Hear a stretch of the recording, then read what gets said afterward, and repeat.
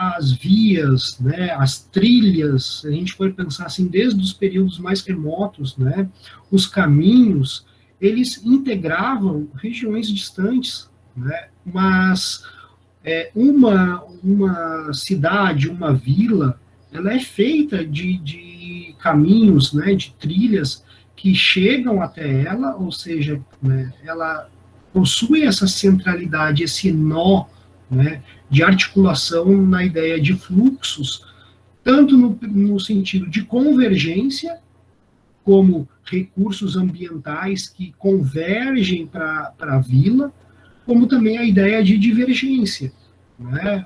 Ou seja, dali, daquela aldeia, saem pessoas para uma empreitada ou para, enfim, né, pensando na ideia dos fluxos. Então, convergem e divergem, né?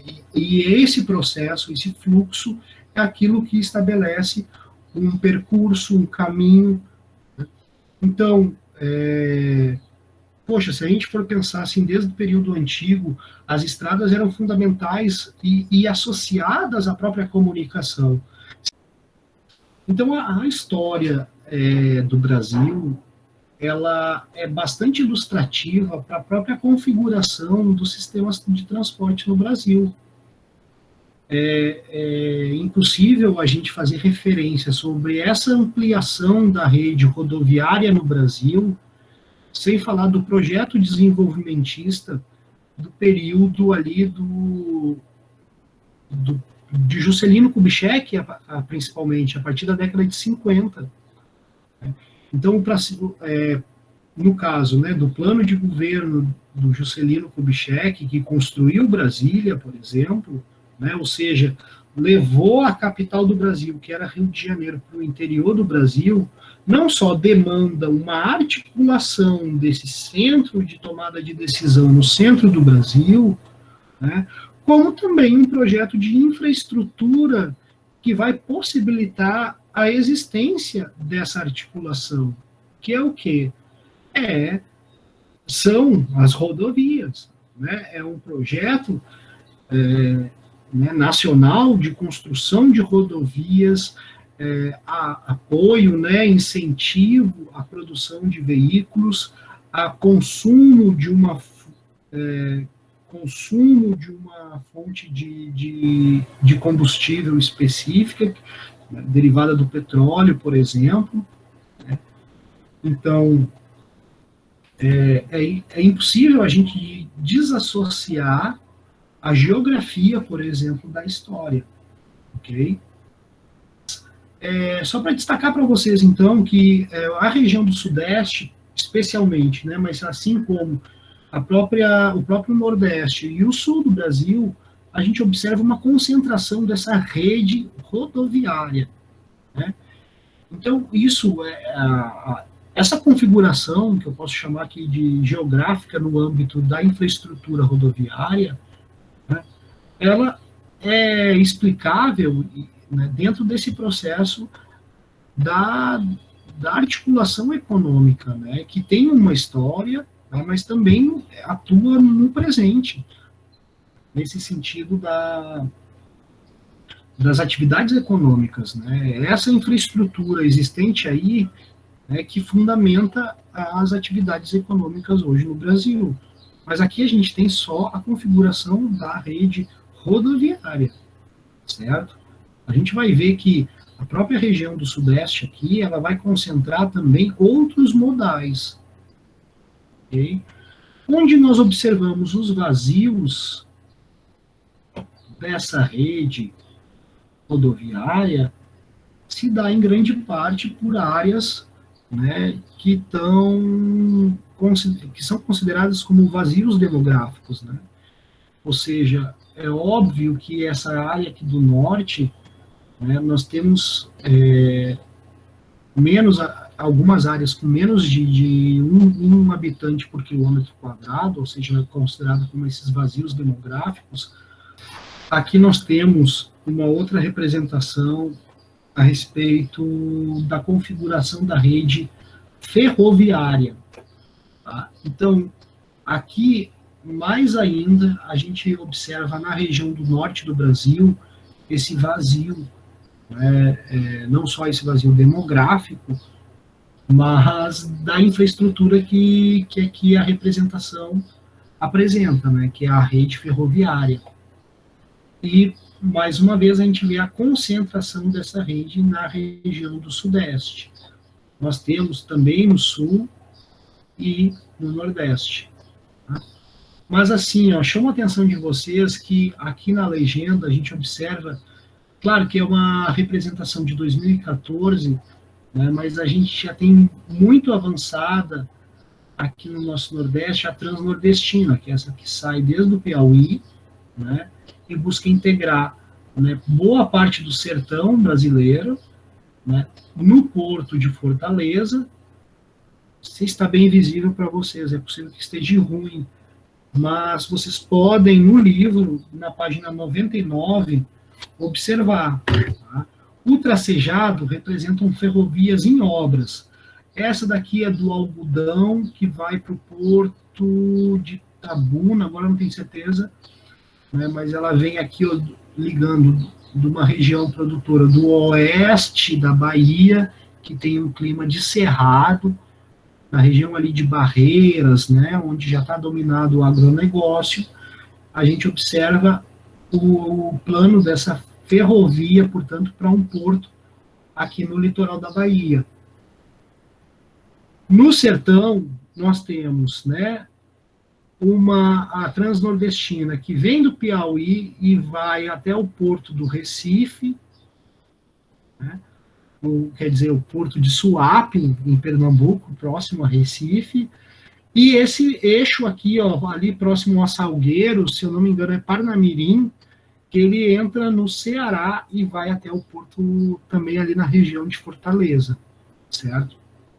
Então, lá pelos idos de 2014, eram os projetos que a gente tinha em vias, né? Mas a gente sabe que a partir ali de 14, 16, nós tivemos um grande período de crise, não só econômica no Brasil, mas inclusive política. Aqui também, né, a gente tem toda uma região aqui, ó, do Cerrado brasileiro, né, no Planalto Central brasileiro, que também está em obras para se interligar na Tocantins São Luís aqui, né, nessa ferrovia que existe até o Porto de São Luís. O modal de trem, ele dá conta de um volume muito expressivo de matéria-prima. Então, são vagões e vagões, por exemplo, de grãos, ou de minério, né, ou com boi. E terceiro, a gente apresenta aqui um outro modal, né, que é o da hidrovia, que é o chamado de sistema aquaviário de transporte. É preciso a gente ter a ideia de que os rios, eles foram, antes mesmo das rodovias, desse projeto desenvolvimentista, né, de 50, né, mas desde lá do período da ocupação desse território, os rios sempre foram, né, as principais vias de comunicação, né? E, principalmente, as rotas ali se estabeleciam acompanhando trechos de rio, ok? Mas, se a gente for observar, né, a navegação, ela é excelente para esses trechos de rio que oferecem a navegabilidade. Enfim, aqui nós temos então essa configuração, né? Na região norte do Brasil, as hidrovias, elas são aqui a solução para o déficit em infraestrutura existente dos outros modais. Em quarto aparece o último modal aqui da apresentação, que é o sistema de transporte aéreo. Então, o transporte aéreo depende da infraestrutura de aeroportos, aviões. Para distâncias longas, ele dá conta em um curto espaço de tempo, né, de colocar esse produto já em contato com a demanda. A capacidade é menor, né? Mas a aplicação dele é mais nesse sentido aí. Por exemplo, as frutas perecíveis aqui da nossa região do Vale do São Francisco, né? Que depende, por exemplo, da fruticultura como a principal atividade econômica, esse produto ele pode se tornar perecível, né, se fosse através do transporte aquaviário, marinho, por exemplo, que seria o mais barato para chegar até a Europa como o principal continente consumidor, o destino dessa produção aqui da nossa região. Essa fruta pode apodrecer facilmente, né? A depender do tempo de percurso. Então, é por isso que nós temos as principais fazendas exportadoras, né, aqui da região, elas colocam o seu produto num curto espaço de tempo em contato com a demanda.